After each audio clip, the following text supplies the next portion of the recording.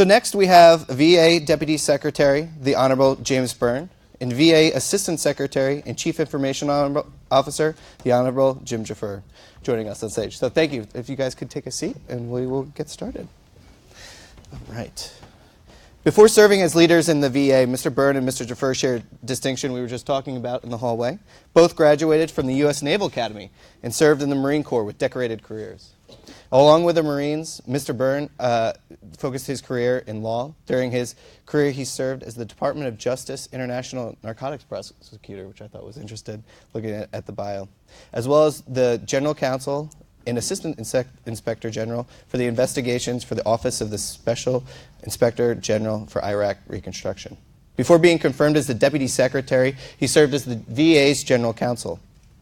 As the VA CIO, Mr. Gfrerer leads over 16,000 IT professionals in the Office of Information and Technology during his 28-year career in the Marine Corps, where he served 4 combat tours. A computer science major at the Naval Academy, Mr. Gfrerer has centered his career around cybersecurity. The Deputy Secretary and CIO will further discuss how the VA is going through this major transformation that we talked about earlier this morning, and why is it so vital to Americans' veterans. So gentlemen, let's get started.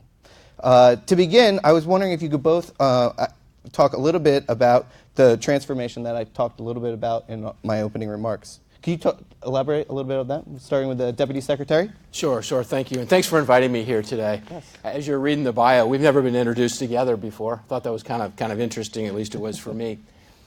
I vaguely remember our classmates, we were in the same class, signing up for the computer science major. And a lot of people going, that's going to be a big nothing burger. Like, what are you doing? What's that going to do for you? What's that going to do for you?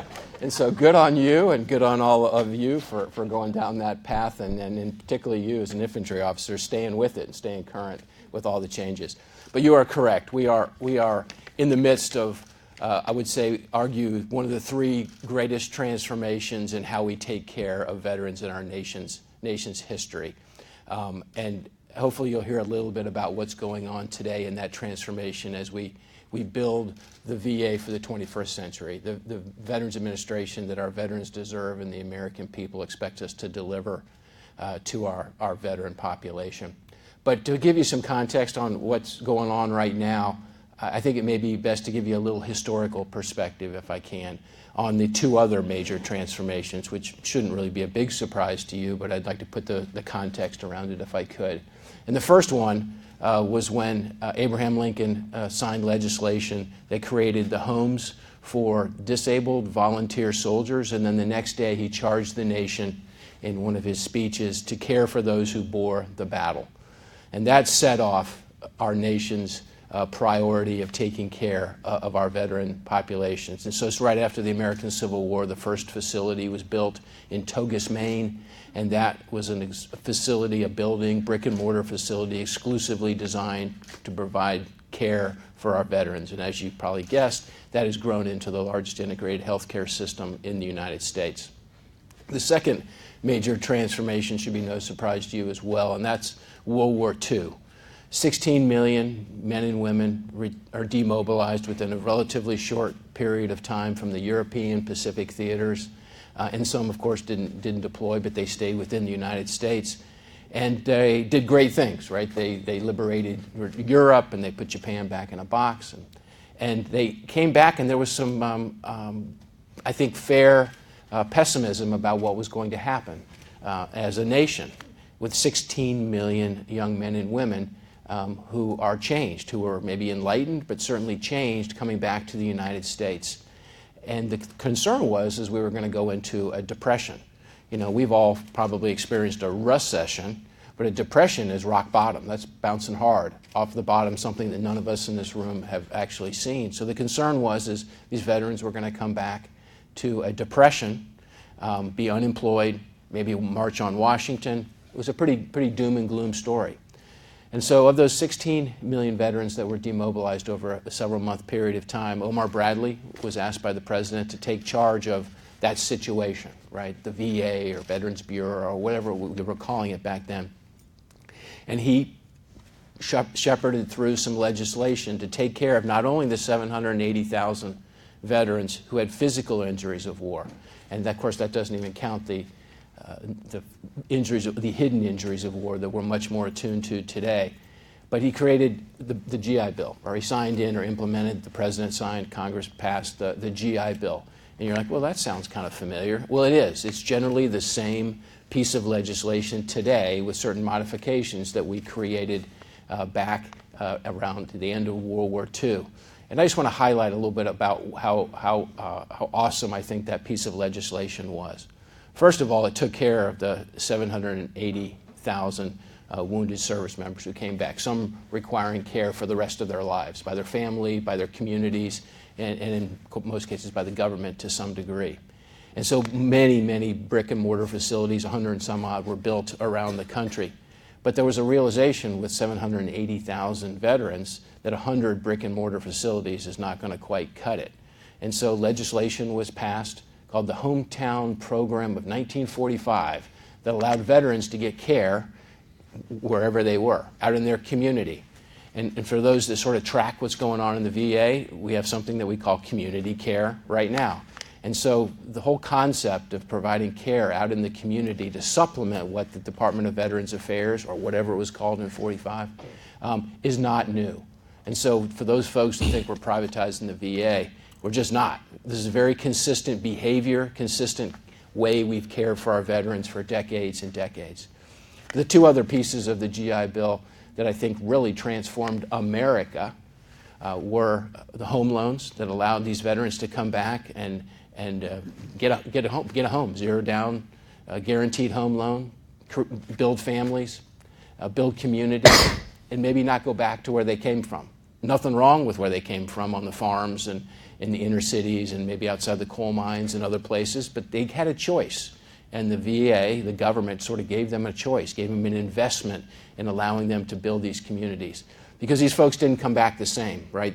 Most people, I would suggest, maybe less so today with the internet and all the interconnectivity, but certainly back then, most folks didn't leave, I would suggest, a 1 or 2 square mile area. But these are folks that were put together with all kinds of different demographics across the United States, forced to get along, accomplish a major mission, and went over and did amazing things. And came back different, very enlightened, educated. And they came back and they took advantage of something you're familiar with, the educational opportunities that our nation invested in them. They said, well, you know what, we're going to give some money for these folks to go back to school. And there were skeptics that said, oh, this is going to be a big waste of money. Well, I can tell you what, I think you would agree, that was not a waste of money. The veterans took advantage of that.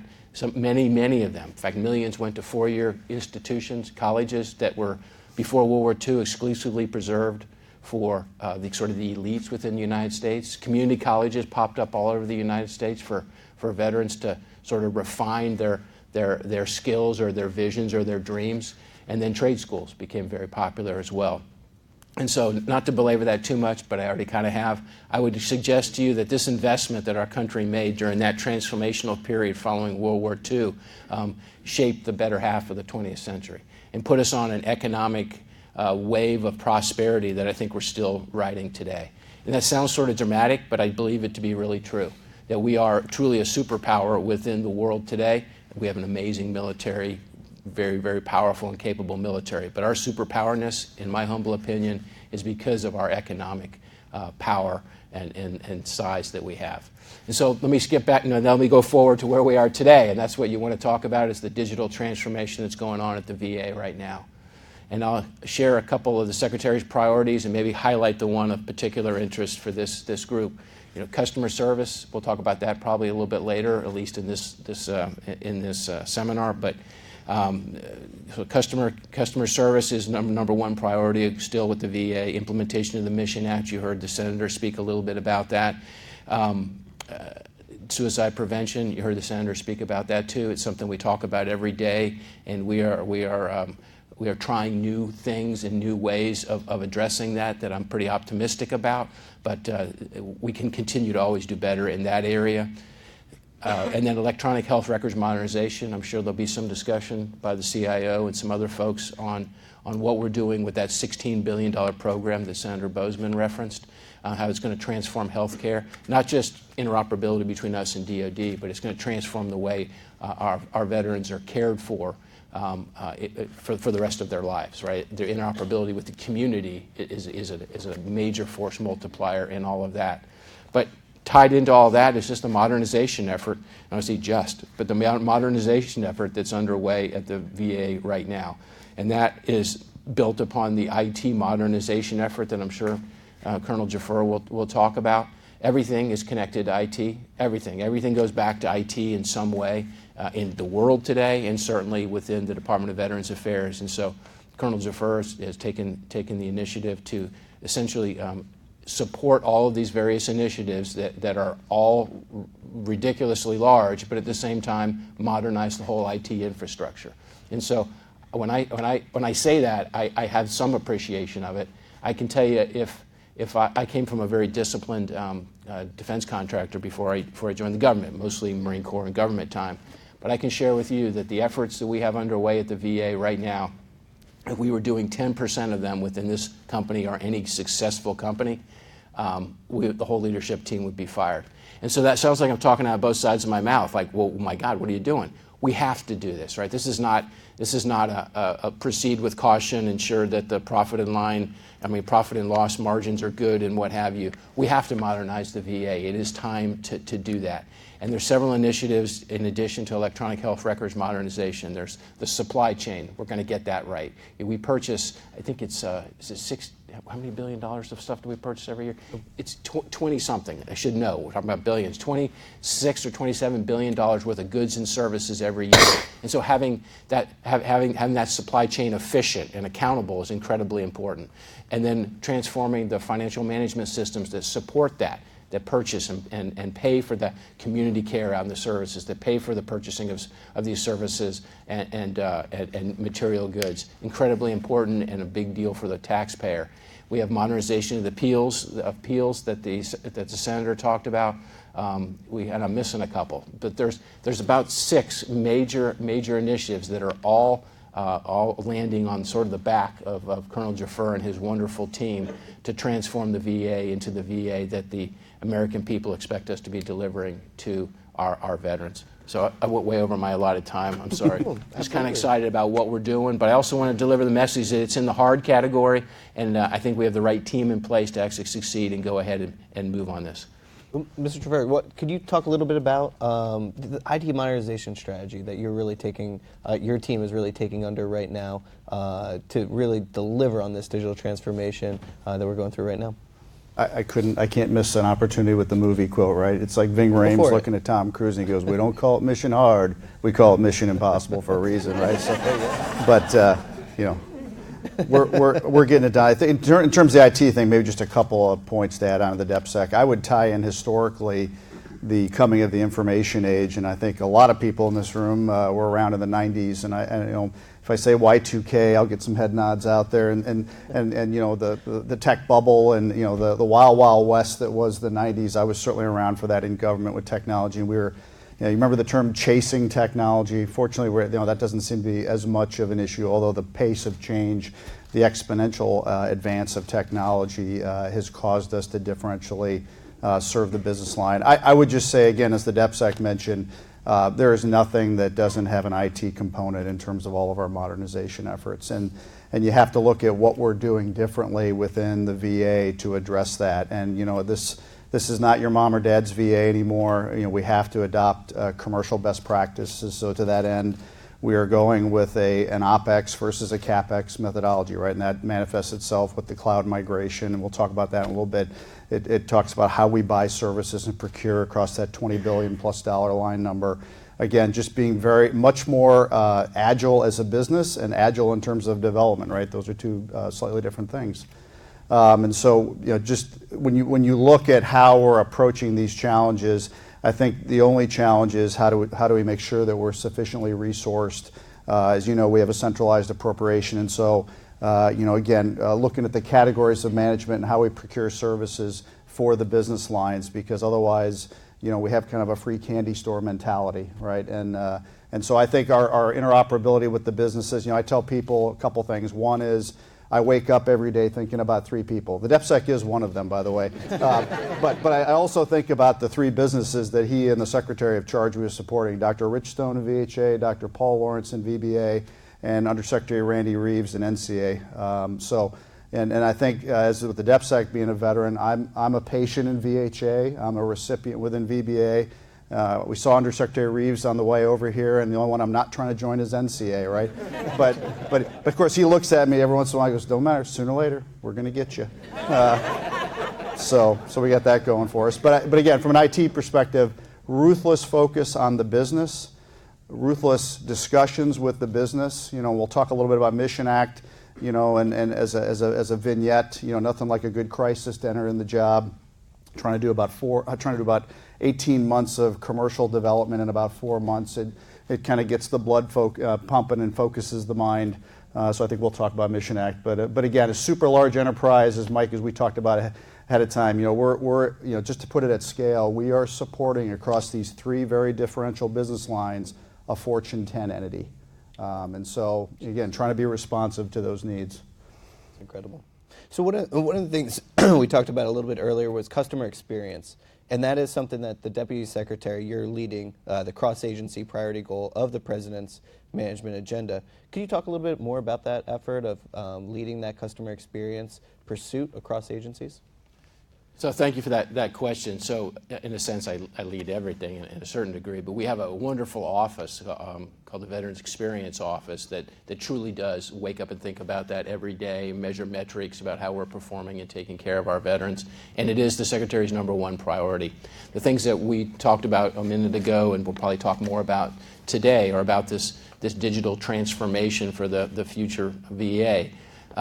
But we can't ever take our eye off the ball that every day we have some living and dying and recovering and things that are going on in the VA with veterans that we can't take our eye off the ball. And so customer service is and should remain our #1 priority to ensure veterans want to come to us, right? But you had asked about across the federal government.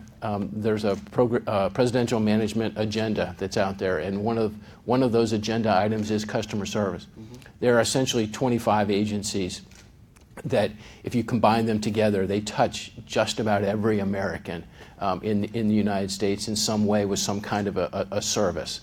And so the VA has been asked to lead that effort. Dr. Linda Davis with the Veterans Experience Office leads that initiative. I get to carry some of the good news for her. When you say lead it, it's I'm not a puppet, but they prop me up and give me all the good information that they actually do to collaborate with other government agencies. In fact, I think they're partnering with GSA. I think that's our main partner in ensuring that it spreads across the government. Commercial best practices, because that drives the profit and line margin numbers for the private industry, and so they have best practices, and so we're adopting a lot of those.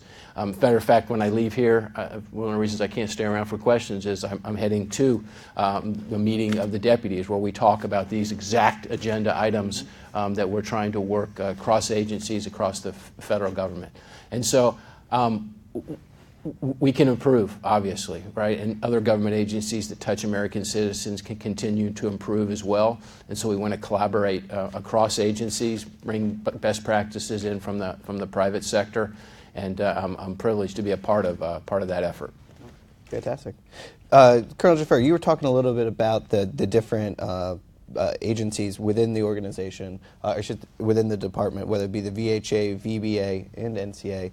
How do you get those to work together? That's always been a big problem within government sometimes, is the siloing of these different efforts and not working hand in hand. I think there's a phrase out there called shoulder to shoulder. Yeah, I think. How does that work? Yeah, I think Dom Cassatt's on the next panel, and we were talking about this the other day. We generally try to be Switzerland within the greater context of the United Nations of the VA. But no, in all seriousness, there are opportunities. There is a lot of connectedness.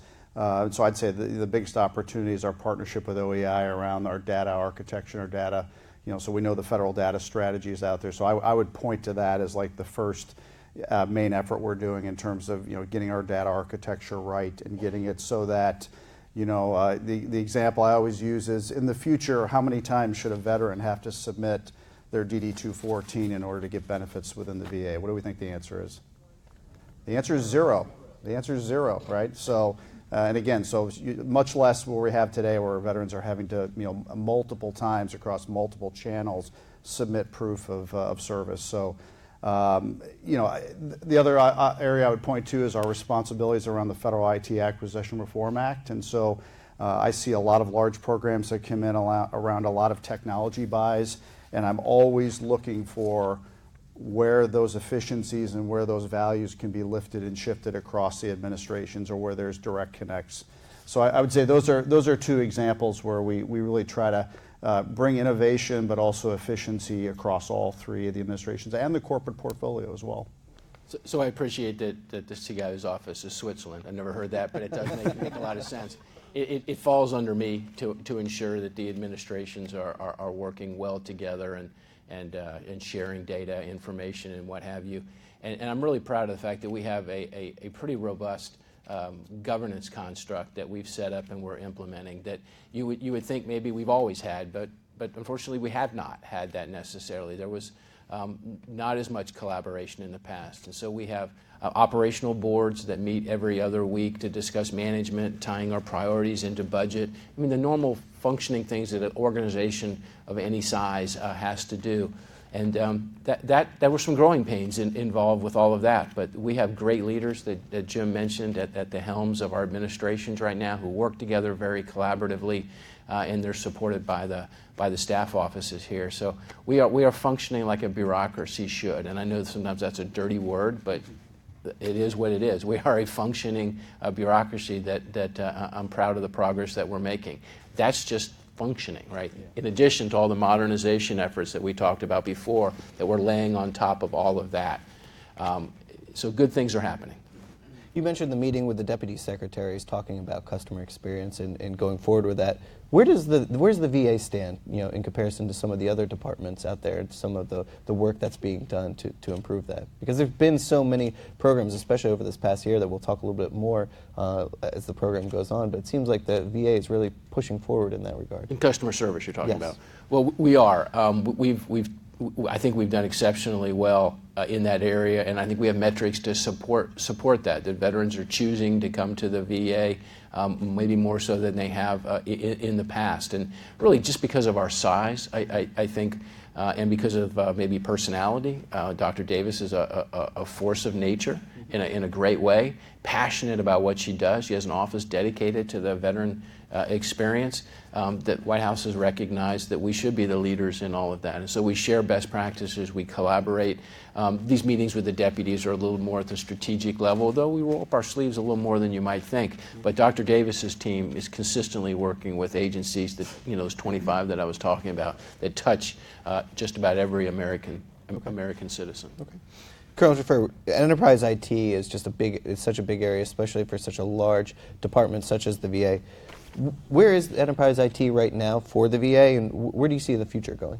Well, again, just to give you a feel for the scope, right? We have over 400,000 users. That's not total accounts. About 90,000 medical devices.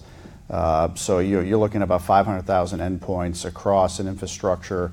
About 130 cemeteries, over 1,200 medical facilities, and then 56 benefits offices. So really worldwide, predominantly nationally, but we have some overseas locations as well. So when you look at modernizing and supporting that, right? And one thing that we often don't give the right attention to is our workforce, right? And that's attracting and retaining a quality workforce is really first and front and center in terms of a modernization program, right?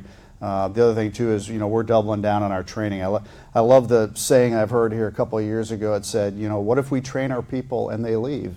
What if we don't and they stay?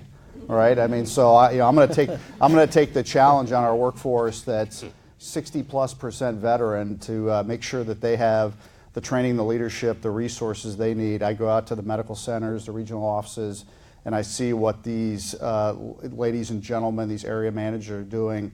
So really the people thing is first, right? Because if from an employee engagement standpoint, if we don't make OI&T and the VA a compelling place, and it is from a mission standpoint, if we don't follow through and make it a compelling and valuable employer, then we're not going to take care of our businesses, and the businesses are not going to take care of our veterans, right? It's a pretty simple calculus, at least in my book. around the greater technical aspects. I know we're at GovCIO here. You want to hear the technical speak, right? We talked about a broader, bringing an operating expenses methodology to the VA, right? So you're seeing us migrating to the cloud. By 2024, we'll have over half of our applications and systems, about 350, in a cloud environment. Probably not 100%, but at least half, maybe a little bit more. We'll see how that goes. But you look at all the benefits of that, and as I constantly stress, it's not about cost savings, it's about business efficiency and effectiveness, right? We have medical systems and other financial systems that are no-fail, and they need the redundancy, the geographic failover, and the reliability that the cloud environment can provide.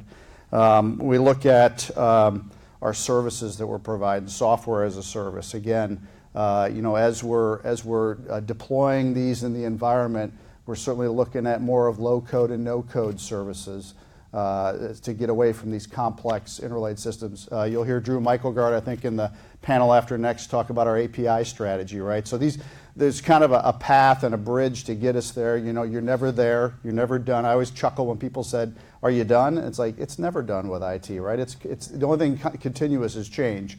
And so I think we've got a good path from our modernization effort. And again, the big thing that we're looking at is we've got to be responsive to the department and to the business lines. And so all of these things, to include managed services, they're part of the cacophony, if you will, the total power that we're bringing to the department. And so we are becoming increasingly dependent on our commercial providers. I think we have excellent relationships, and we drive a hard bargain, right? I think that's all part of our modernization.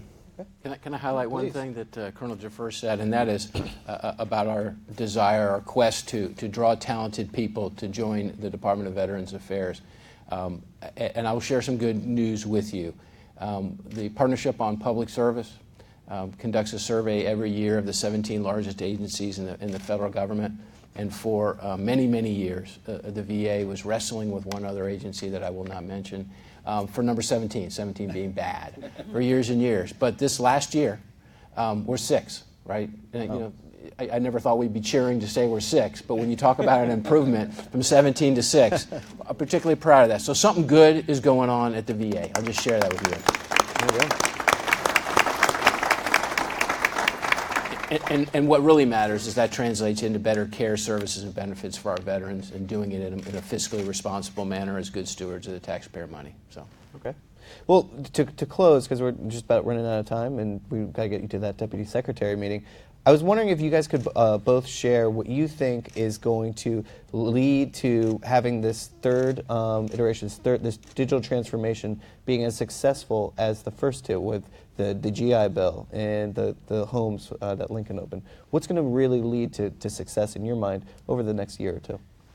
So it's on your back, by the way. But I will tell you from my perspective, my vantage point, what I think are key elements toward that, and that's just sort of the whole sustainability concept, right? There are leadership changes at the top, administrations, elections, and things along that line. We need to ensure.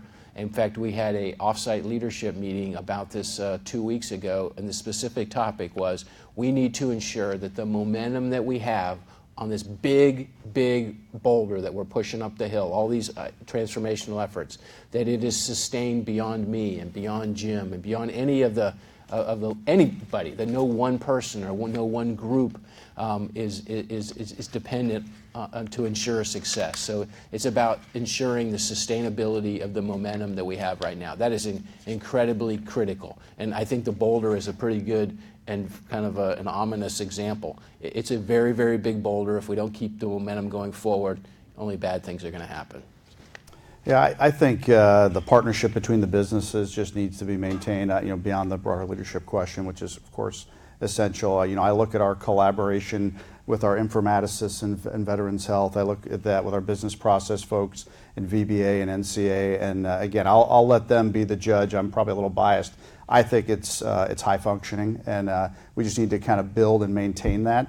To put it in the historical context again, for those of you that were around during the Wild West of the 90s, right? I mean, you saw endless business cases where they'd say, hey, we can take cost out, we can save FTEs, and it never made it into the back office, right? We never got the funding and the sustainment into the back office. So I have conversations with RPA folks and AI folks and whatever, and these are all capabilities, but I constantly stress to them, to our team, and to the administration, and to the department, to the DepSec in his role as COO, is we have to make sure that we're lifting and shifting those costs and transferring them to the back office, because again, technology, the cute phrase we had in the 90s and the 2000s was, it's an enabler, right? It's a critical requirement, right? Let's just get past that, right? It's a critical requirement. It's something that we have to invest in differentially, and make sure that we sustain it with our business partners.